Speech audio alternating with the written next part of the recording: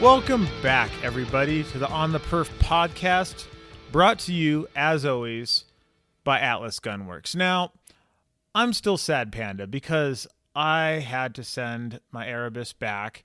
Not my Erebus, demo Erebus. I've been kind of working my way through the Atlas line, deciding which one to get, and I am between loaners at the moment, and I had to go shoot the Tar Heel. Would you say you're at less? I am at-less, indeed.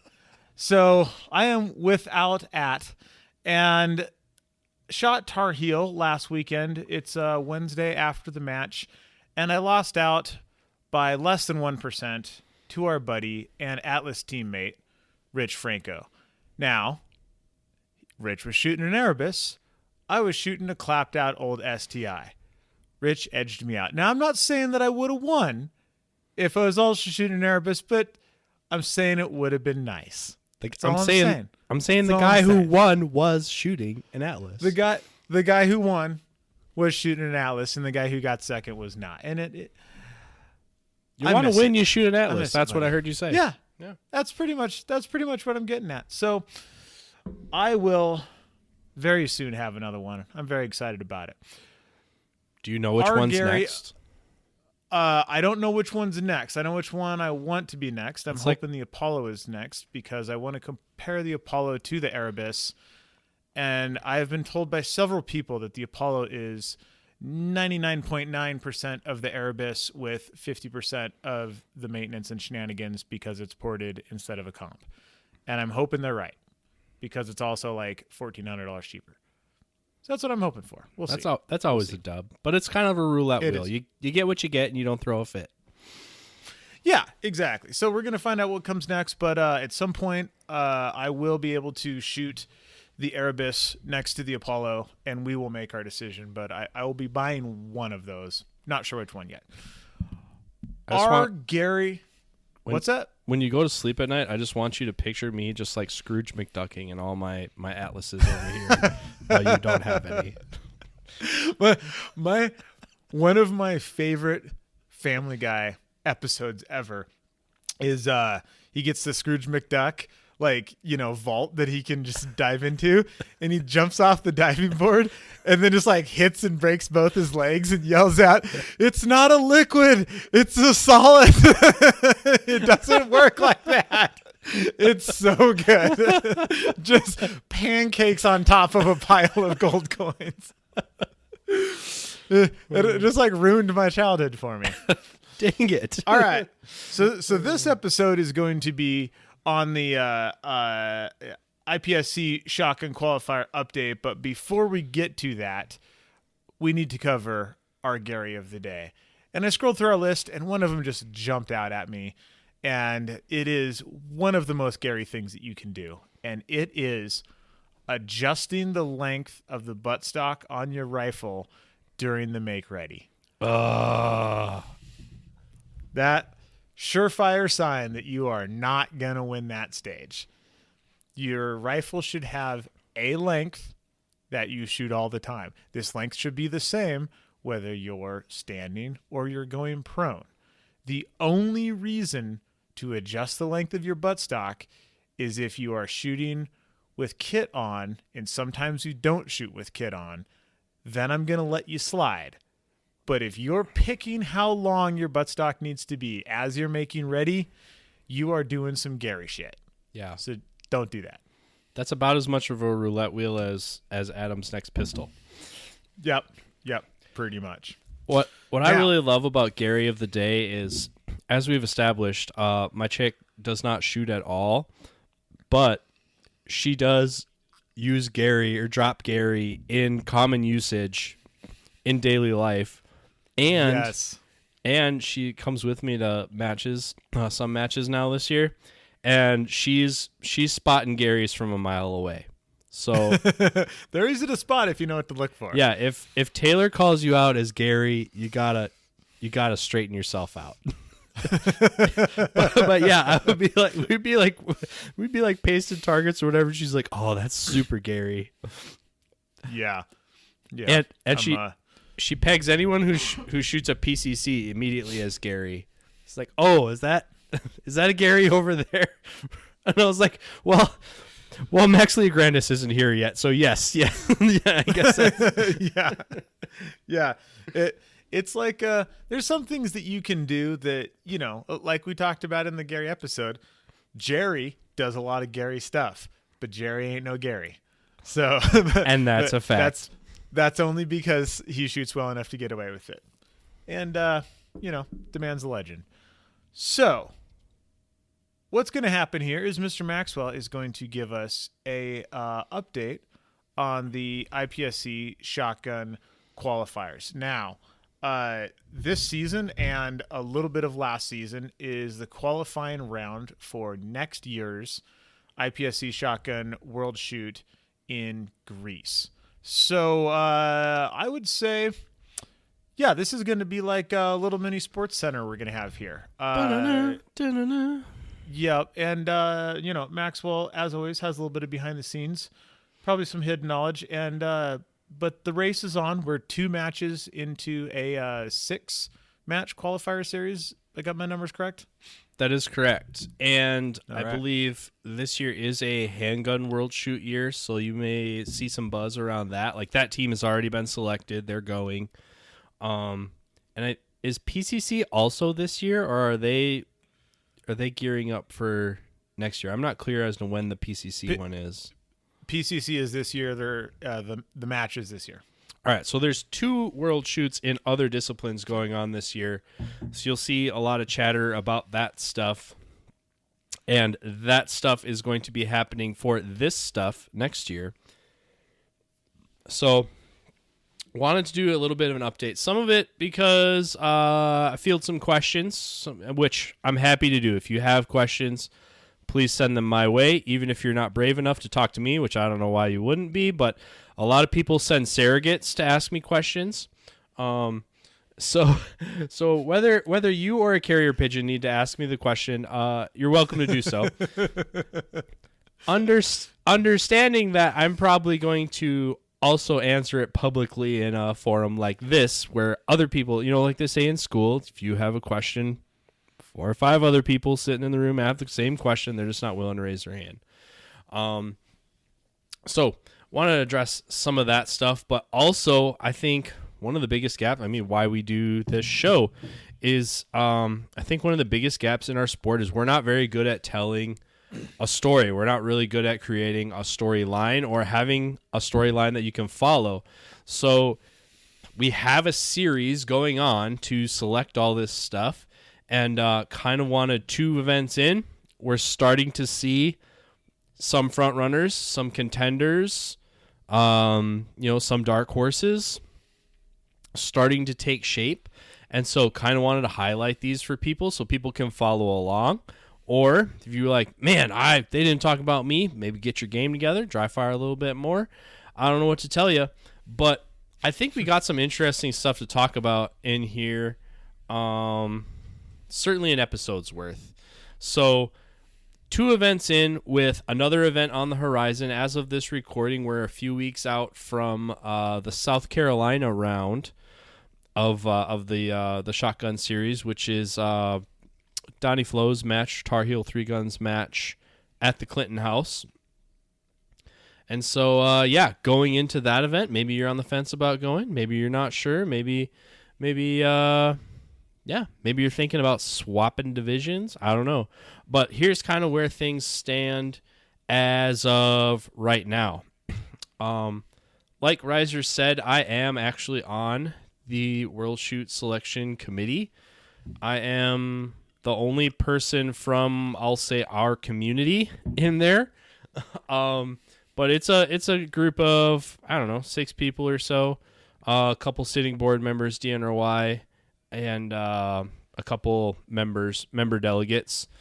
For the most part, they don't really get involved until the later stages of all this, other than to set policy and things like that.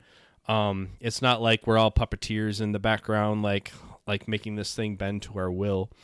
But I am on the committee. What happens in the committee is bound by non-disclosure agreement. So everything we're talking about here, other than like anecdotal insight I have into maybe how handgun and PCC were selected in the past, everything we're talking about here is open source information. You can go and find it on practicescore.com or ipsic-usa.com, and you can find the same information that I have.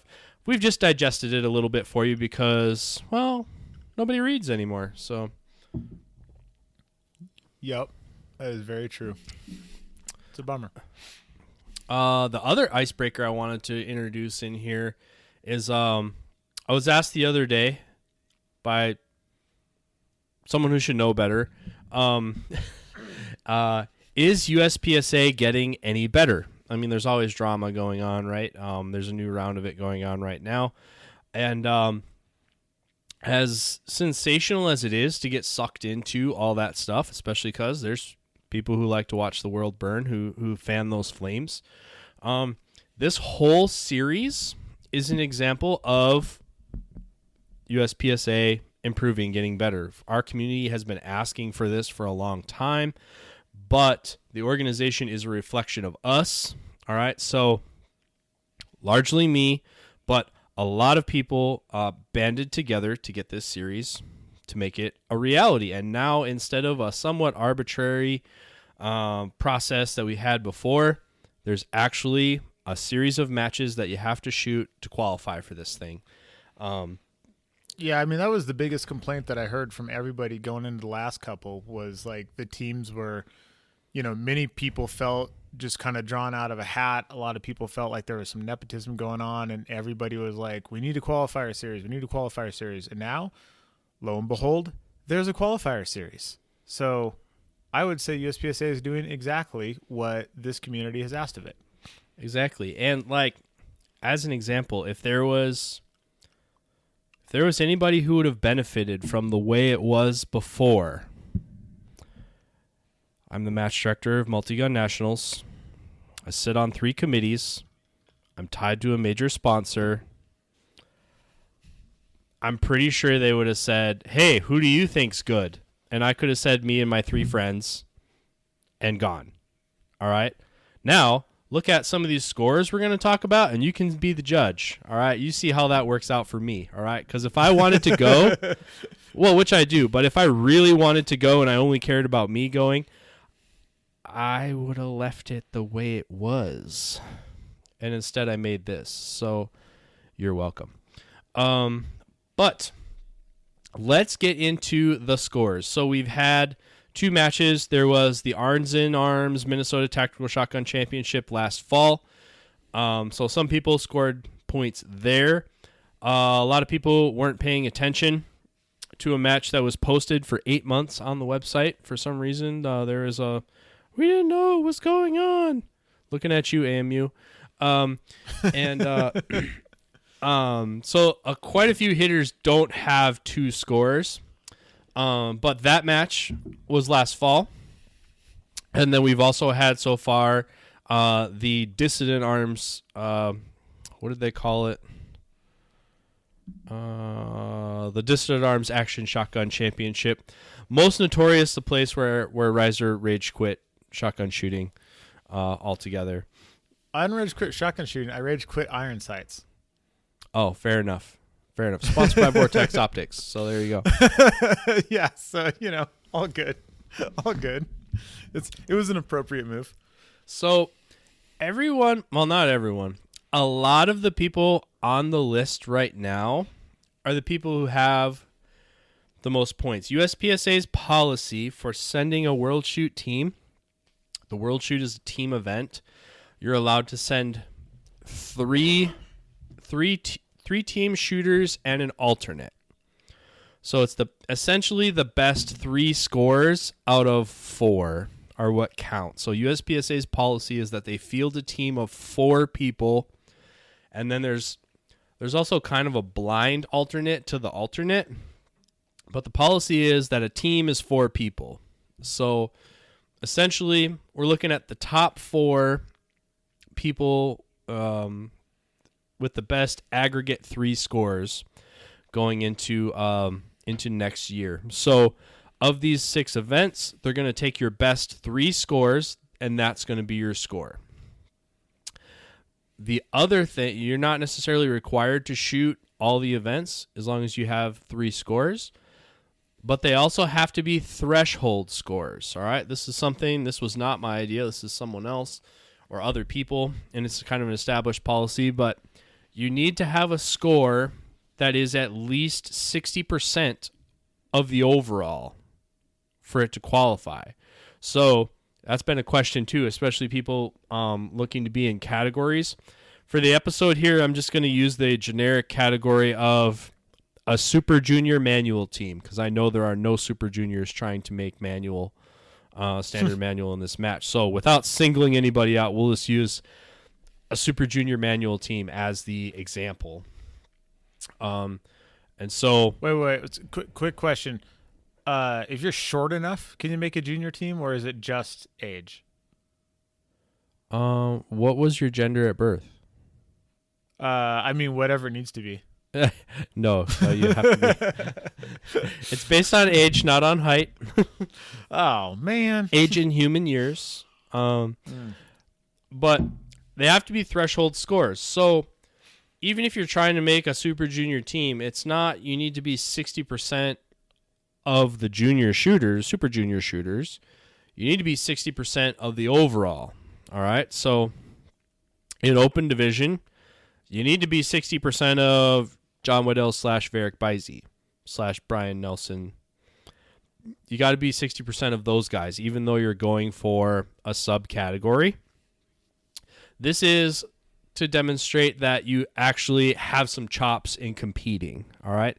The organization is most interested in fielding competitive teams that could potentially win the World Shoot, and that is one of the qualifiers that they use for kind of distinguishing. It's like, hey, are you just somebody who likes to shoot, or are you actually competitive in the division that you're trying to be in?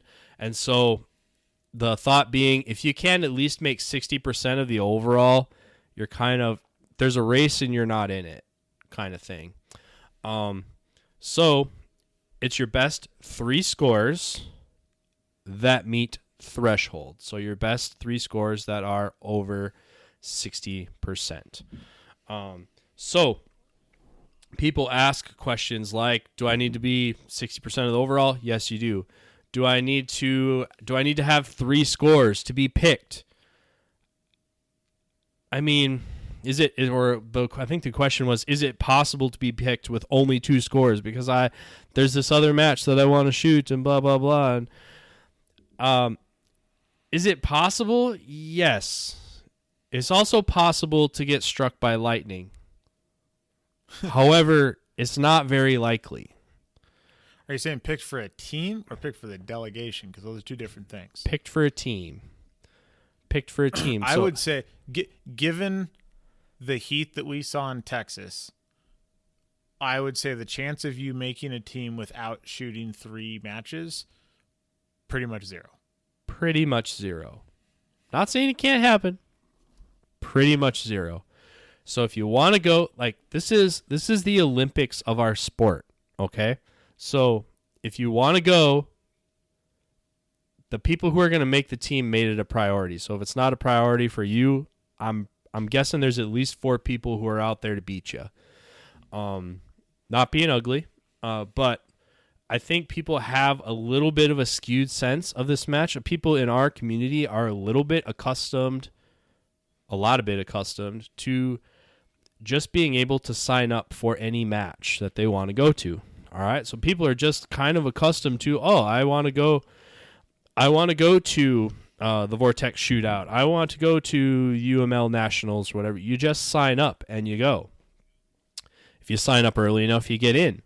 My colleague here, Mr. Reiser, right? He wants to go to Race Gun Nationals for USPSA Race Gun Nationals. How's that going for you, buddy?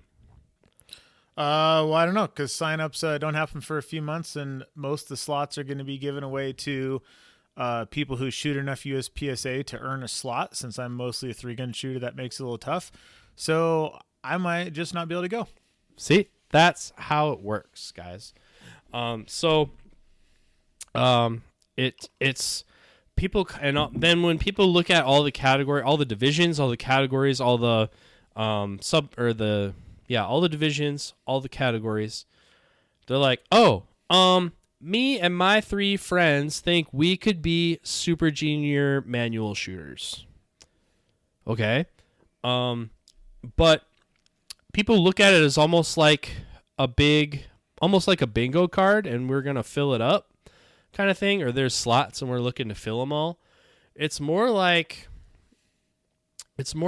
an NFL draft or something like that, in that you get a limited number of picks, and it's a matter of who can the organization pick that's going to represent the best. So in the first round, just by number of participants and members in USPSA gets so many slots. Last few times around, it's been like, we'll say 24. All right, so the first round of allocations, you get 24 slots.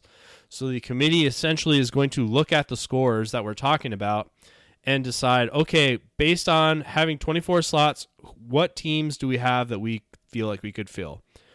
There's probably going to be an open overall team. There's probably going to be a standard overall team. There's usually enough seniors in a very popular division. Like, it's pretty common that we would field a production optics team, right? Carry optics, super popular division. There's probably enough heat participating there that you can fill out some of those categories. However, if we were to compare to use pistol examples, we probably don't have a whole lot of, let's say, senior revolver shooters that would meet threshold. We might have. I thought all revolver shooters were seniors. You'd be incorrect. So I shoot a revolver, and I'm not there yet. But there's not, or even I guess single stack wouldn't even be fun to pick on. But in the smaller divisions that have a lot less that's not where they're going to go with their first 24 slots. They're not like, oh, good, we have 24 slots. Let's give one to the super senior revolver shooter. All right, they're going to fill an open team. They're going to field a production optics team. They're going to field a limited team, and then see what's left over. That's what's happening here. And so some of these teams and categories that I want to talk about here, these are teams and categories that have signs of life, that there's probably enough viable participation in them that there's going to be a team. And if we don't talk about one that you have in mind, that would be a signal to round up some more people to participate in it, to get threshold scores in it. Or maybe you would want to jump divisions if you're not super if you're flexible in what division you shoot. If you see that there's more people in a category, if you're a super junior and you see that there aren't very many super juniors that are as into manual division as you are, but there are 3 super juniors that want to shoot open, maybe it's time to pick up an open gun. And you still have time. There's still enough events left that you could get scores to do something like that. So that's why I kind of wanted to talk about all of these. Adam, do you think, is there anything that I missed that we should preempt before we start naming names? No, I think you're pretty on point. I mean, in terms of if you want to get into this for a flavor of the match, I think it's just a good idea to go back and listen to the episode that we did right after we shot the Dissident Arms shotgun match down in Texas. That'll kind of clarify some of that, but it's really interesting shooting. It's, even if you're not going to go to Greece, if you like shotgun shooting, I think it's worth going to at least one of these, because it's such a different style of shooting than what we shoot in 3-gun all the time. I mean, I shot that match in Texas. I just shot a bunch of shotgun 3 days ago in South Carolina.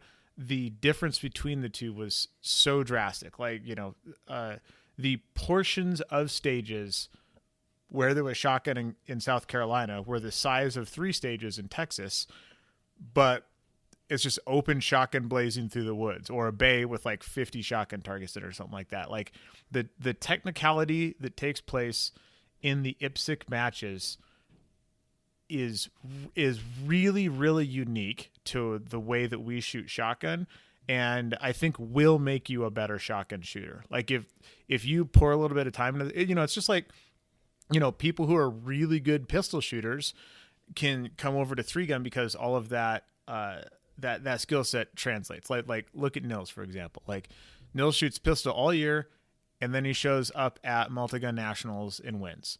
Why? Because he's a super duper good pistol shooter.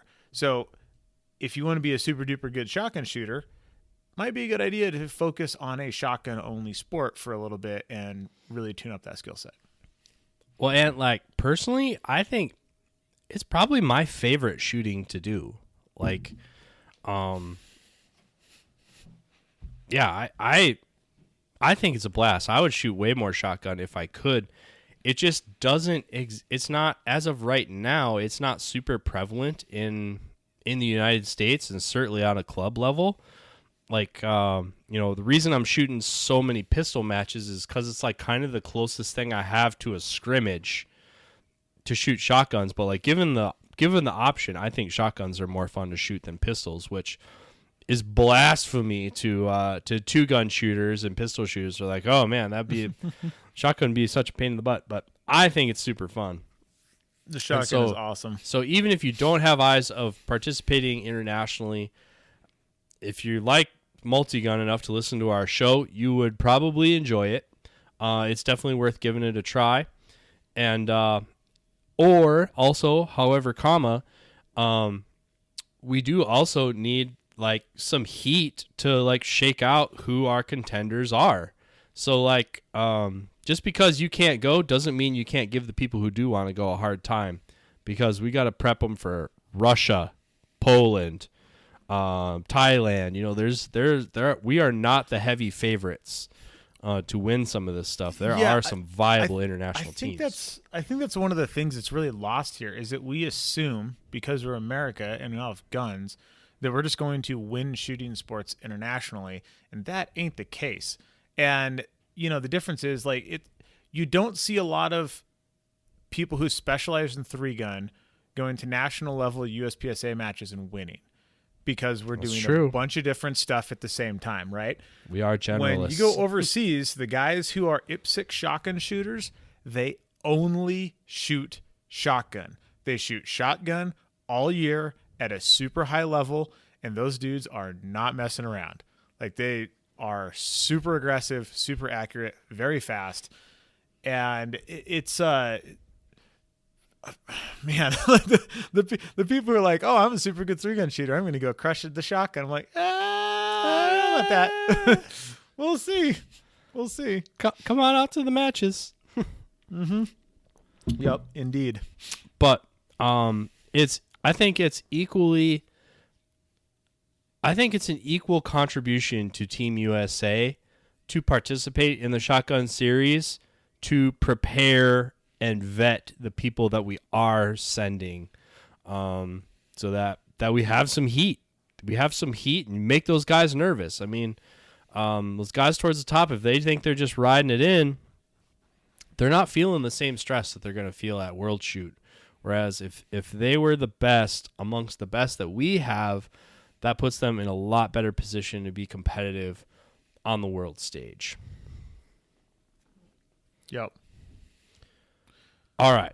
So enough beating around the bush. Who are we looking at here? Riser, what division do you want to start with? I mean, let's build to the top. I think we should start with manual and work our way up. Okay, manual. Probably everyone's safety pick last fall.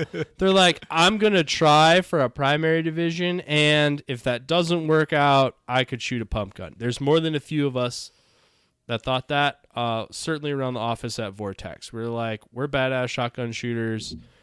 Worst comes to worst, we're all buying Benelli Supernovas, and we're stoking manuals. I would say those dreams are gone.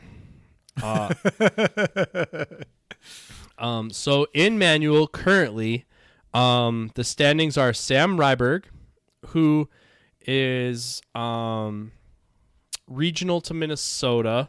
He has traveled around before, but probably not someone that you've heard of recently. I think he's one of those guys he'll show up and shoot heavy metal with an M1A at a match for sure. But Sam Ryberg. So quick little hint for people who are new to the scene. If a shooter is from Minnesota or Wisconsin, it's a pretty safe bet he can shoot a shotgun. Yeah. Like, y'all from that area can just shoot. I don't know what it is, what's in the water up there, but y'all can just shoot some shotguns. Yeah. Yeah, all you guys from Texas and Carolina who think you got the hotbed of talent on that stuff, this is kind of our thing. We have a lot of trees up here, so we can't shoot long range. So Sam's leading that right now. Definitely a viable pick. He may have even been pressured to shoot. We literally went and found him fly fishing in a stream. And we're like, your country needs you, son. We need you. We need you to go find that supernova. Did he yell, "You don't just turn it off"? It wasn't me. Okay. Sitting in number 2 is Travis Vogel, my buddy from Vortex. Woo, Travis. He also is bootlegging in the legal cheating pump guns into the country. So there apparently is a Benelli pump shotgun that you can't get domestically. It's called a Nova Speed, and he finagled distributor rights to get them imported so that our team could have some. Nothing about this surprises me. Yeah, if you know Travis, none of this surprises you. This is a very Travis Vogel move for sure. Yeah, for sure. However, he's sitting number 2 because I think he's the only one that had. Well, did Sam shoot Dissident?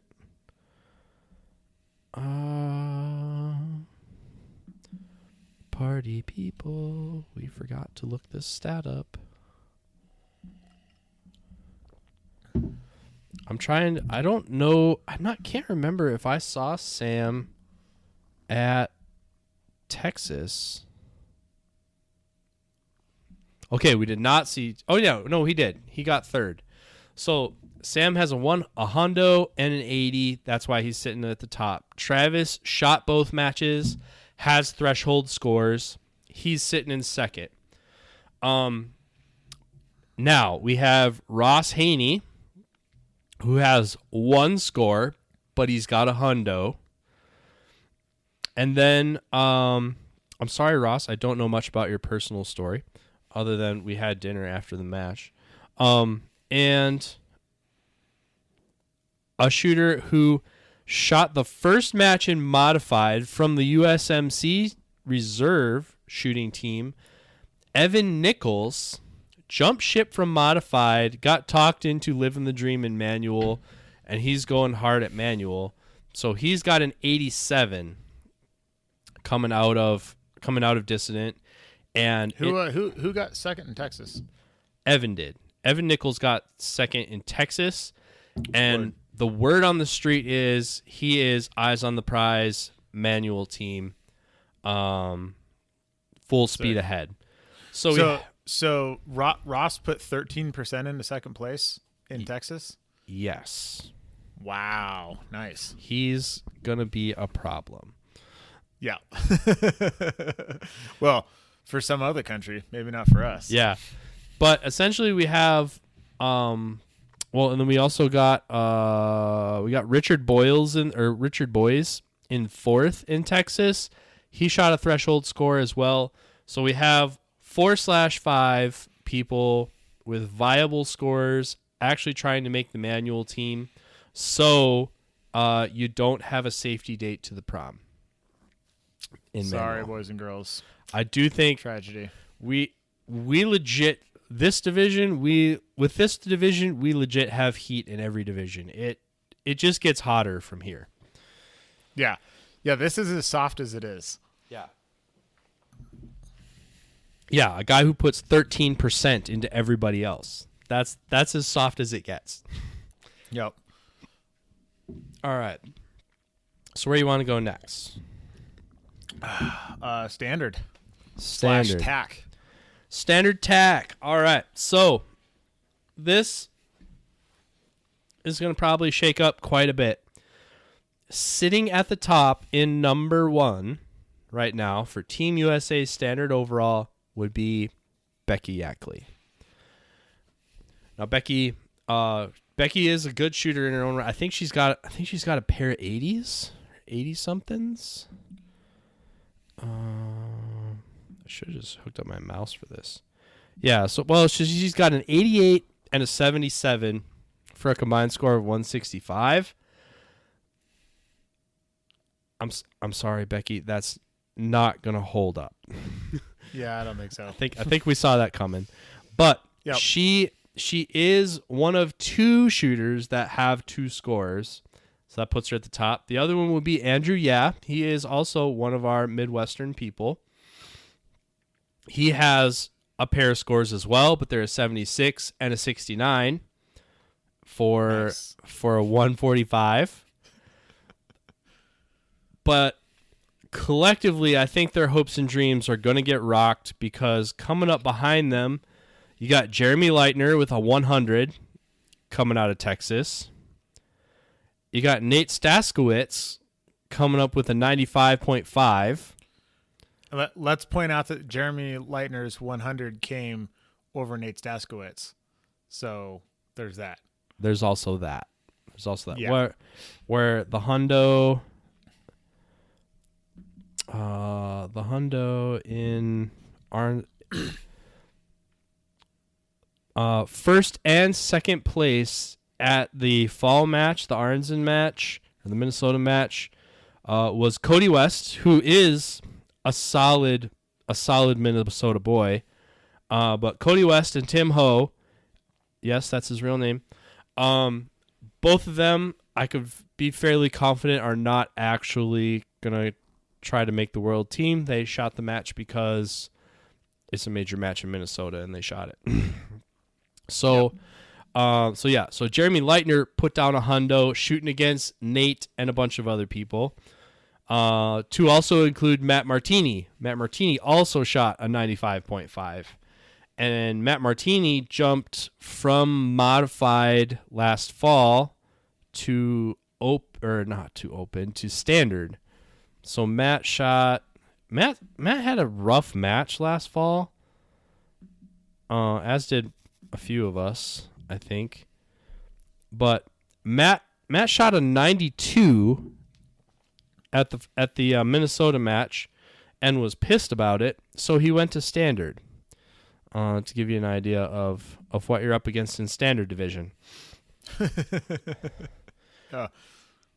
think there's a lot of people who thought that standard was going to be the place to go if you couldn't make the modified team. Yeah, and I think also, because I kind of felt like a lot of us over the winter were like, who's going to shoot standard? Like, it's like Nate and who? Because turns out a lot of people. Yeah, so much of the heat in 3-gun has trickled out into modified, into open. That's like who's left in standard. So you got those guys.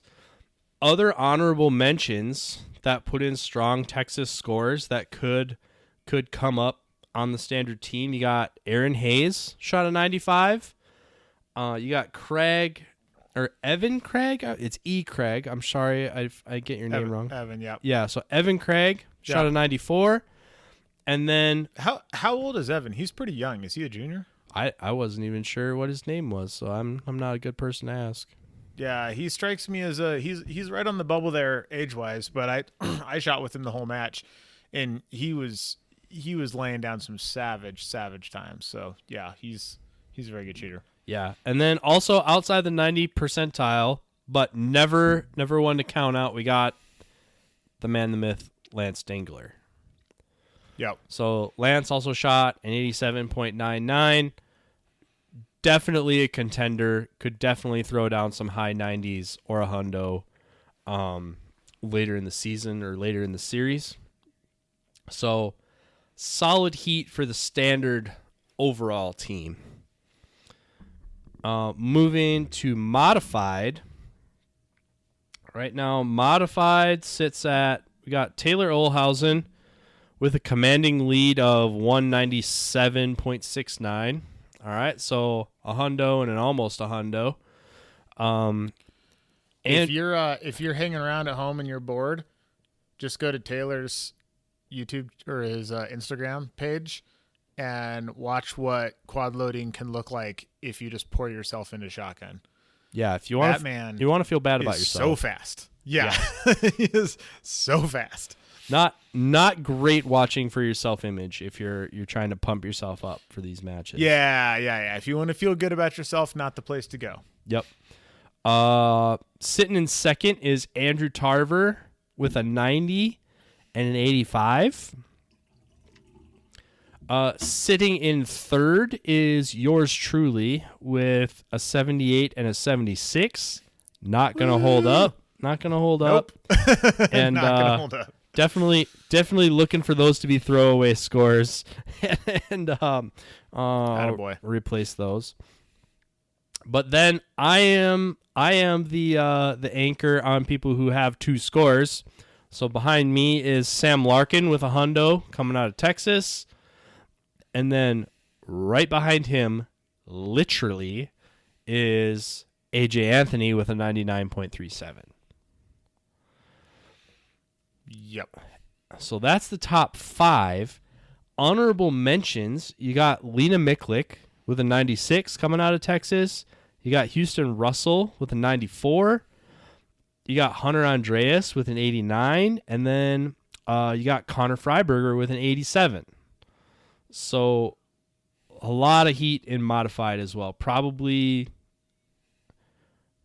I guess I'm biased. I wanted to say it's probably one of the harder teams to make, but man, I think all 3 of these teams are going to be pretty hard to make. They're all hard teams to make for sure.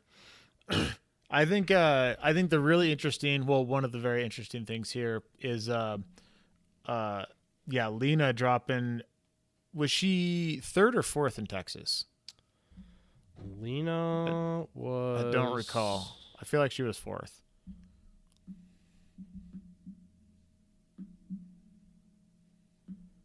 Great radio, bros. This is such good pod. Nothing like extended silence while you know what we need? We need a oh man, what's Joe Rogan's guy that looks up all the stuff? We need a producer, yeah. Yeah. What's his freaking name? I'm blanking on it right now. It's killing me. Anyways, Lena was one of them. Lena was 4th at 96.4. Yeah. Yeah, not like a distant 4th. A right there. A couple targets off the box 4th. Yeah. That's going to be a really interesting thing. We have ourselves a bona fide Justine Williams situation going on where she might get to pick if she gets to be on the men's team or heading up the women's team, depending on how this goes. Yeah, for those not familiar, can you break down that situation for us? Yeah, so in PCC right now, Justine Williams, it's unfortunate. So there used to be, in order to tell Jaylise and Justine apart when they were quite younger and looked like twins, it was Justine and Green. That's how you tell them apart. Now they both shoot for Colt. They both wear the same kit. So if you didn't know them going in, it's a little tougher. But Justine Williams is on the PCC World Shoot team. Not the women's team, the PCC team. The overall team. The overall team, a.k.a. formerly known as the men's team, which means that she's way better than all of you minus 3 other people. So if Lena makes the top 4, essentially she gets to pick if she wants to be on the main World Shoot team for modified, or if she wants to head up the women's team for modified. She is a 3-time Shotgun World Shoot champion. I think 3, not sure. At least 2. Anyways, she's super good. So it's going to be really interesting if she makes the top 4 to see what she wants to do with that. I'm quite curious. Yeah, and it is her choice. But I do believe that is where, when you start talking about the selection committee, that's where people start to get involved. So we could start to be like, yes, it's your choice, but we really think you would be strong here or there. Or if you go here, we could fill your spot there and still have a viable team, but not the other way around. Like, we'll get to categories here in a minute. But like, depending on what the heat looks like in a women's team, we may really want her for a women's slot, or if the women's team is really stacked, not that it wouldn't make a difference, but there wouldn't be that pressure on her. But unlike matches in the US where you do win overall and your category, at this match, you're either, in the team match, you're either on the overall team or you're on a category team like ladies. So you can't, interesting. So you can't she's score on the for overall both. Team, she can't be high lady if she's on the overall team. Correct. So interesting. So Justine being on the overall team, her score does not count towards the women's score for PCC, which is why it was debatable what she was going to do.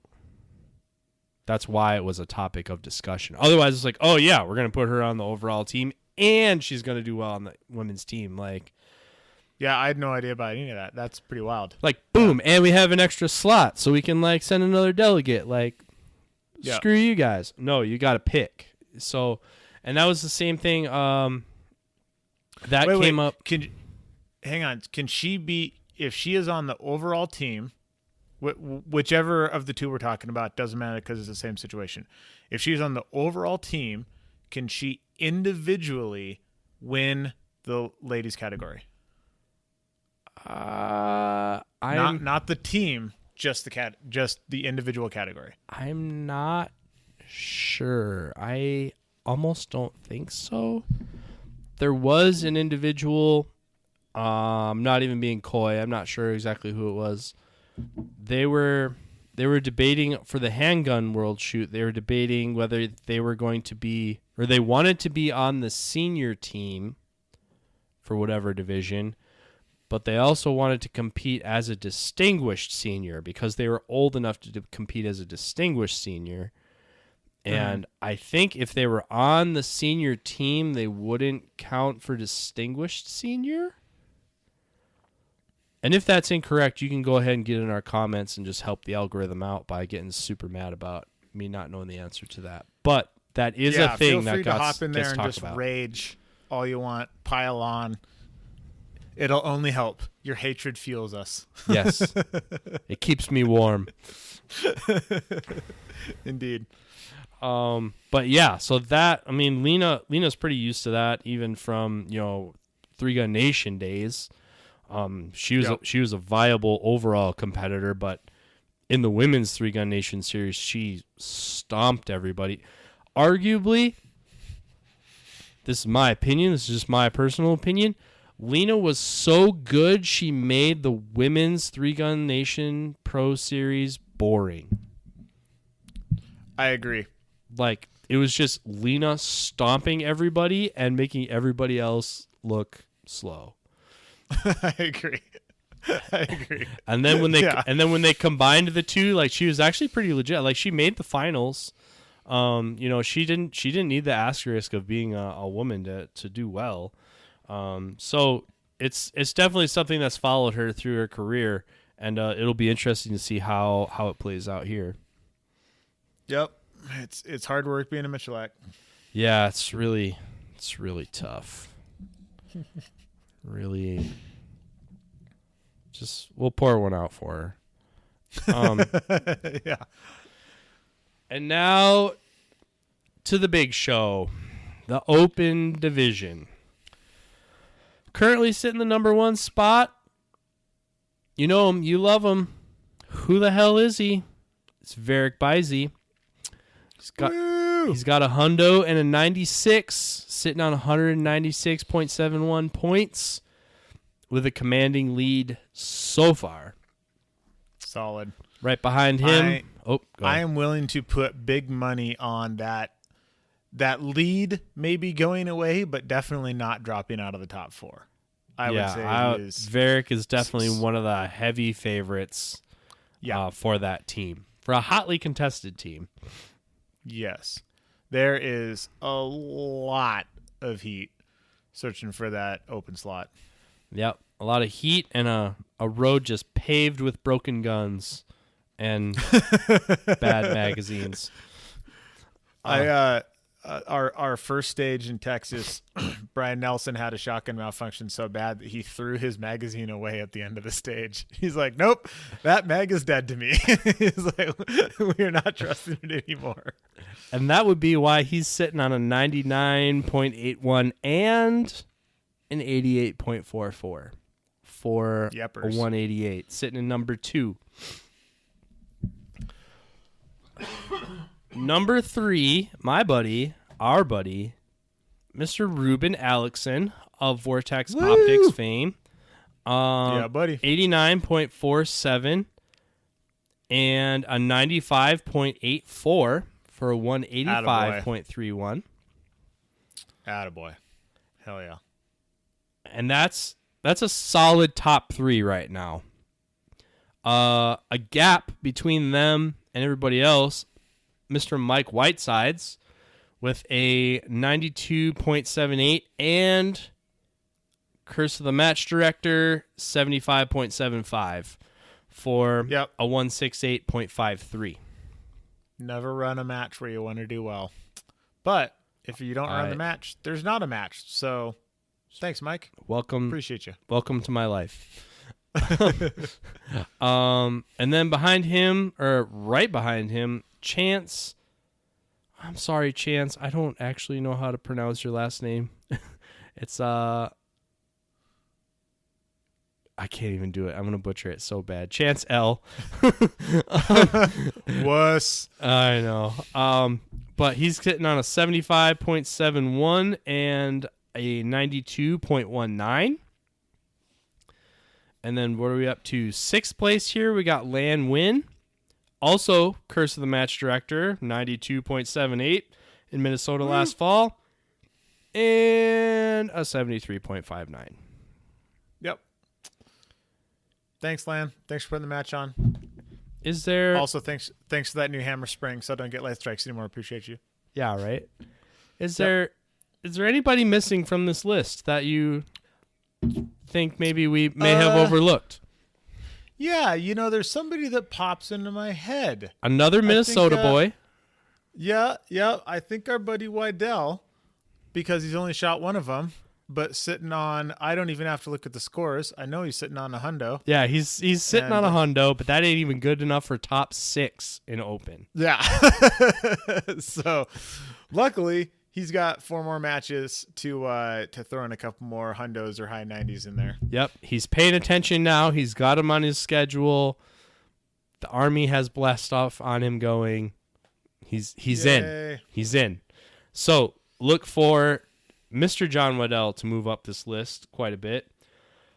Also, honorable mentions, we got Mr. Joe Farewell, who I believe was on the World Shoot team last time. Yeah, he was on the Rifle World. On Shoot the Rifle World Shoot team. I'm not sure about shotgun. We got Joe Farewell in there. He's hovering with a 95, looking to make some action happen. And then the former, well, could we say, oh no, is he reigning? Yeah, he's reigning U.S. World Champ. Yes, I believe he is. That would be Mr. Scott Green. Yeah, so you should take note. What did he finish in Texas? 8th? Yeah, he's sitting on an 86th. Former world champion placed 8th at the last qualifier. Yeah. That is how stacked the field is right now.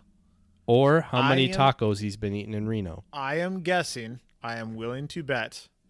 I think I know Scott just well enough to know that he's pissed. That 86 will be the lowest score that he shoots. Yeah, qualifying for this. I am guessing there is going to be a bunch of significantly higher scores coming down the pipe. He was not happy. He ironically finished in the same place that I finished in my division, and while I sold my caddies on the way out of town, he was buying magazines. I'm pretty sure he was dry firing in his hotel room before the flight home. So was he digging through the trash for that bag Brian threw away? I doubt it. So that's overall.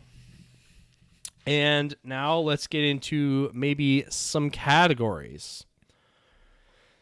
So in open, not a lot of action there. We have Lanny Barnes with 1 qualifying score from Texas. And then we have Megan Roble with 1 qualifying score from Minnesota. So a lot of room here. This would be an example. We either need a lot more ladies to get interested in open, or perhaps these ladies maybe would be looking to jump divisions or just go on a delegate slot. But not a lot of action right now in open lady. Open senior, on the other hand, is a completely different story. We have just with scores out of Texas, kind of looking at them in order. We got Keith Garcia. So we've awakened the Three Gun Nation Keith giant. Is a senior now? I know, right? What? How old is a senior? It comes for us all. I believe it's 50. Is it 50? It's either 50 or 55. Jesus, dude, I'm almost a senior. This is terrible. Maybe you sold your caddies too soon. Nah, I didn't. Nah. Okay. We got Lobos. For the record, Travis is still not paid for those caddies. Fun. Just want to point that out. Fun fact. So technically, I didn't sell him. I gave him to him, and he gave me an IOU. Fun fact that actually came up in conversation today. Awesome. I mentioned you in some comment, and he was like, "Oh shit, I haven't paid him yet."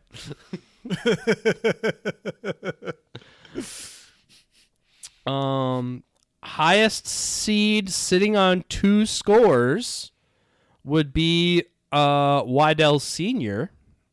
Ooh. Mr. Todd Wydell. I think he's got eyes on the prize trying to make this team. Nice. We got Fuchs. We got Dorbert. And then we have Rasmussen also sitting on 2 scores. So we have a lot of viable heat for open division, or 2 threshold scores. So not only do they have 2 scores, they made the threshold. Yep. If you didn't have a threshold score, I didn't write your name down. I'm sorry. In modified, we have a couple ladies. So we got Lena. We got the Lena problem or question, I guess. We don't call her a problem. We call her the Lena problem. We have a question. That's going to be the title of this episode. The Lena. Episode 23, the Lena problem. The Lena problem. If she didn't hate me already, she will now. And then we also have Jaylease Williams. So Jaylease throwing her hat in the ring there. And so we have, I would say, 2 pretty viable competitors for a modified ladies team. Indeed. But we would need a third. We would need at least a third. We actually kind of need 2 more to do that. And going off a standard division, we might have some of those. Yeah. I'm shorter than most of the ladies. Do you think I could just wear a skirt? I mean, it's 2025. We have surgery. You could. I mean, I love my country, but not that much. Well, that's good because they changed the rules and that doesn't work anyway. So. Oh, okay, fair enough. In standard division, we got Becky Yackley sitting on top, commanding lead, 2 scores. This is where I feel like we were debating this before the show. I think Jay Lee's shot standard last fall. She did not. She actually texted me while we were recording. I saw it pop up. She did not shoot in Texas or in Minnesota. Oh, so maybe that was Justine then. It might have been, but I'm not sure. I do know that Justine is not going to Greece. Yeah, she may have got on the riser program and rage quit after 10 stages in one day last fall. We also have maybe she also can't see, or that. Yeah. We have Hannah Nichols. Hannah Nichols has a pair of scores, solid contender for ladies standard. We have Ashlyn Thomas. We have Coker, and then we have I'm sorry, I don't know your first name. And we also have Sydney. Sorry, Sydney. And then we have Crystal Perry. I got you. So we have 1, 2, 3, 4, 5. We have 6 contenders for a ladies standard division, or we need some of these ladies to get modified curious, which sounds horrible now that I said it out loud. This can be solved with just like a few red dots. Yeah, this is very solvable.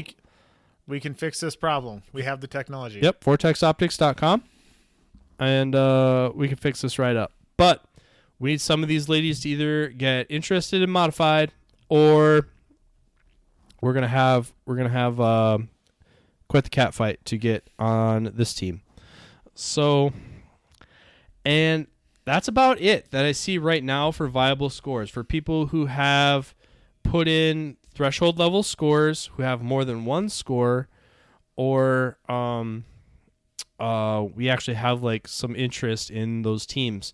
I know there's some interest in some other categories, but like I say, we either need more heat in those categories or more interest in those categories before they're really going to get selected. But I think as of right now, going into Tar Heel, it's a brawl to get on the overall teams with plenty of contenders for all of them. Manual is probably about the coolest water, and I wouldn't say it's that cool. It's probably at least hot tub warm in there. And then I would say we're looking at an open senior team, a standard lady team, and then we have a bunch of question marks as to what there's going to be. And that's kind of what we're looking at 2 rounds into a 6-round series. Lots of shooting yet to do. Lots of room to improve and fortunes to be lost. Lots of room yet to still get in the game. Some people have also talked about maybe shooting 3 in one division, 3 in another division. So there's people hedging their bets that way. I know there's also some top guys who are like, oh, I don't need to go to all of them. I'm only going to shoot 3, or I'm going to shoot 4, or they aren't even going to shoot them all, which means there's room for other people to get hundos. So it's going to be really interesting to see how this all shakes out, but it is certainly the longest road to a world shoot that we've ever known on the long gun side for sure, and I think this is probably even a longer road than what there is on the handgun or the PCC side, because I think they only have 4 events or maybe even 3 to qualify. So this is probably the longest qualifier series in our sports history to date. So super exciting stuff coming down the line this summer. Pretty cool. It's awesome to finally see this like coming together the way that people have been asking for years. Is, you know, like there's been a lot of drama in the selection process, especially for shotgun in the past. You know, anybody who knows the Josh Fralick story, Yes. they know what's up. But yeah, it's awesome to finally have just like a merit-based qualification process that's not just like, oh well, this guy's a pretty good 3-gun shooter and I like him, so he's on the thing, and this guy I've never heard of him, so he's not, even though he might actually be better at this than the other guy.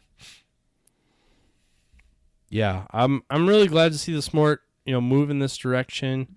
It was no small task, and definitely glad that some match directors came on board with me to make this happen. Because, like I say, a few months ago, it was kind of looking like there was going to be 2 events in Minnesota and 1 in Texas, and we were going to be picking from those scores.